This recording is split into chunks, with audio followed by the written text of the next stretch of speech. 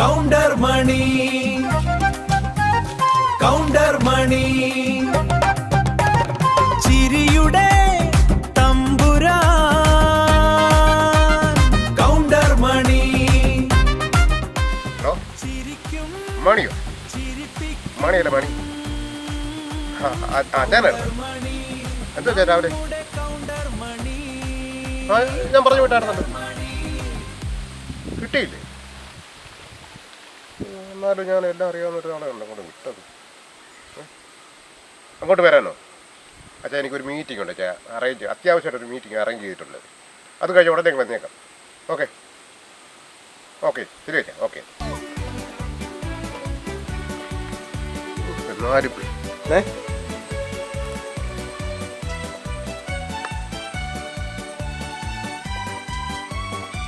പുറത്ത് ഭയങ്കര മഴ നിങ്ങളൊന്നും കേൾക്കുന്നില്ല. ആ ചേപ്പന്തർ വായനശാല മുതൽ വെള്ളം നമ്മൾ ഞങ്ങളോണ്ട് ഇറങ്ങി വേണം അവിടെ വെള്ളം ചെയ്യാൻ. അതിന് നമ്മളിവിടെ കൂടെ ഇരിക്കുന്നത്. ഞാൻ പറഞ്ഞ പോലെ കേൾക്കുന്നുണ്ടോ?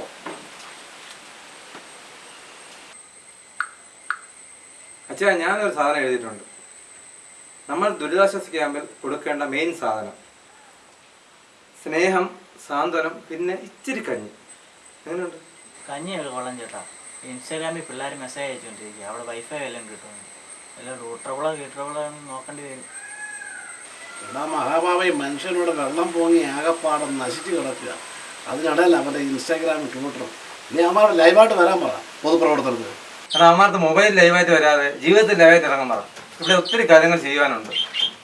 ആ വന്നല്ലേ, കുറച്ച് കാര്യങ്ങൾ പറയാനുണ്ട്. ഒന്നും പറയണ്ട, മഴ ഇപ്പോഴൊന്നും ഓർമ്മല്ലേ ചായ കഴിഞ്ഞാ സമയം എന്തായതാ വിചാരം? ഇവിടെ എത്ര നേരമായി മീറ്റിംഗ് നോക്കിട്ട് നീ ചായ കുടിച്ചോന്നറിയാൻ വേണ്ടി വന്നതാണ്. മനുഷ്യൻ വെള്ളമെല്ലാം മുങ്ങി ആ പാടെ നാശാപുരോട്ട് കിടക്കുക. നമുക്ക് എന്തെങ്കിലും ചെയ്യണ്ടേ? എന്റെ പൊന്നച്ചായ പുറത്ത് അവസ്ഥ ആലോചിച്ച് നോക്കി. എന്നാ മഴയാ, വെള്ളപ്പൊക്കം, അതുപോലെ തന്നെ വെള്ളപ്പൊക്കം. ഞാൻ ഇങ്ങോട്ട് വരുന്ന വഴിക്ക് കുറച്ച് നാളെ മുങ്ങിച്ചാണ് രക്ഷിക്കണം പുറത്ത് കിടന്ന് നിലവിളിയായിരുന്നേ. നിങ്ങൾ ഇതൊക്കെ അറിഞ്ഞോണ്ടല്ലേ ചോദിക്കുന്നത്? നീ എന്ത് ചെയ്തു മണി? രക്ഷിച്ചോ? താമസിച്ചത് എന്താ ചെയ്യാൻ? എന്നെ നല്ല ക്യാമറ ലൈവ് ഒക്കെ ഇട്ട് നമുക്ക് രക്ഷിക്കണം. നല്ല ക്യാമറ ഒക്കെ ഉണ്ടെങ്കിൽ നമുക്ക് ലൈവ് ഇട്ട് രക്ഷിക്കാന്ന് പറയാം. ലൈവായിട്ട് ഞാനൊരു തമ്പ് കാണിച്ചിട്ട് പോകുന്നു. ഓഹോ, കൗണ്ടർ മണിച്ചേട്ടൻ നല്ല ഫോമിലാണല്ലോ. നടത്തുന്നില്ല കോമഡി. നമ്മളിവിടെ കൂടിയിരിക്കുന്നത് പ്രളയബാധിതർക്ക് വല്ല സഹായം ചെയ്ത് കൊടുക്കുന്നതിനെ കുറിച്ച് ആലോചിക്കാൻ വേണ്ടിയാണ്. അതിനിടയ്ക്ക് ഇതിൻ്റെ വളച്ച് കോമഡി. അച്ചായ കുറച്ച് സീരിയസിലാണല്ലോ. വഴി ലിസ്റ്റ് വാങ്ങിക്കുക. വെള്ളം കയറിയ സ്ഥലത്ത് നമ്മൾ ആദ്യം എന്താണ് ചെയ്യേണ്ടത്? അച്ഛാ, നമ്മൾ ആദ്യം അവിടുത്തെ ആളുകളെ വള്ളത്തിൽ കയറ്റി സുരക്ഷിത സ്ഥാനങ്ങളിലേക്ക് മാറ്റണം. വള്ളത്തിലോ?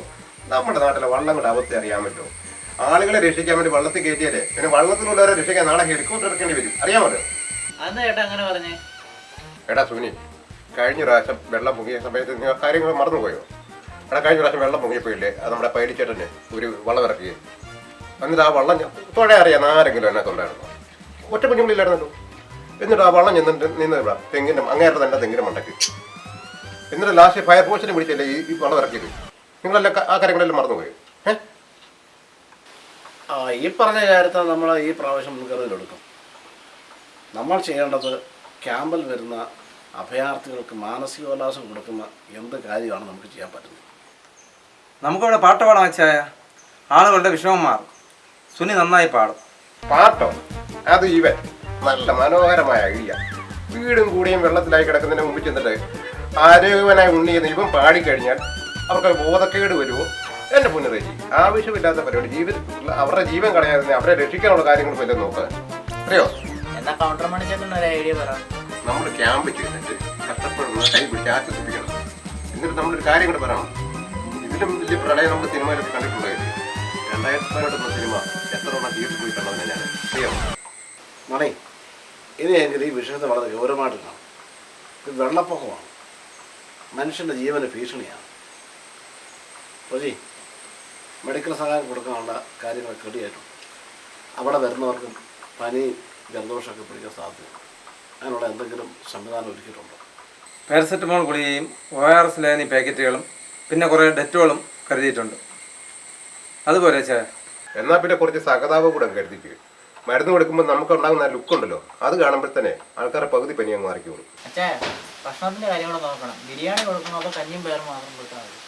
ദുരിതാശ്വാസ ക്യാമ്പിൽ കഞ്ഞിയാണ് സാർവത്രികം. അത് കൊടുത്താൽ മതി. അതെ അതെ, കഞ്ഞി തന്നെ നല്ലത്. വെള്ളപ്പൊക്കത്ത് വീട് മുങ്ങി കിടക്കുന്നവനെ പ്ലേറ്റിലോട്ട് കഞ്ഞി കൊണ്ട് കൊടുക്കുമ്പോൾ ഒരു സിങ്കിയുണ്ട്, അവൻ വിചാരിക്കും പ്രളയത്തിന്റെ ബാക്കി പ്ലേറ്റിൽ വെച്ചിരുന്നേ. എന്നെ മുന്നേ കുറച്ച് പറ്റെങ്കിലും എന്നെ തെറ്റേക്കണേ. എടാ മണി, നീ എന്നോടാ അച്ഛൻ്റെ BP കൂടുന്നുണ്ട്. ഞാനായിരുന്നു ഇപ്പം ലീഡർ കേട്ടോ. നാളെ നമ്മുടെ 4 പേരും തോപ്പെന്ന് പറയും ലൈഫ് ജാക്കറ്റ് പോകുക. ജാക്കറ്റൊക്കെ കൊള്ളാം, പക്ഷെ എനിക്ക് ഒറ്റ നിബന്ധനയുള്ളൂ. എന്തോ അതിന് നിബന്ധന? നമ്മുടെ ദുരിതാശ്വാസത്തിൽ പോകുമ്പോൾ നല്ലൊരു ക്യാമറമാനെ കൊണ്ടണം, നിർബന്ധമാണ്. ഇല്ലെങ്കിൽ നമ്മൾ ഫേസ്ബുക്കിലൊക്കെ ഇത് പോസ്റ്റ് ചെയ്യുമ്പോഴേ വെള്ളത്തിൽ വരച്ച വരം പോലെ ആയിപ്പോകും. ഞാനൊരു ക്യാപ്ഷൻ റെഡിയാക്കിയിട്ടുണ്ട്, പ്രളയത്തിലും തളരാത്ത പ്രണയ തീരങ്ങൾ എങ്ങനെയുണ്ട്? കൊള്ളാവും. അത് കൊള്ളാം, നല്ല ക്യാപ്ഷൻ. എന്താണ് നിന്റെ അഭിപ്രായം? അത് പൊളിച്ച്, അത് കൊള്ളാം, പൊളിച്ച്, നല്ല ക്യാപ്ഷൻ. നിർത്തറ നിന്റെ പ്രണയതീരം. ഇന്നത്തെ ചർച്ച നിർത്തി, മീറ്റിംഗ് വിളിച്ചു കിട്ടും. നാളെ നേരം വിളിക്കുമ്പോൾ എല്ലാവരും അവിടെ കൂടെ ഉണ്ട്.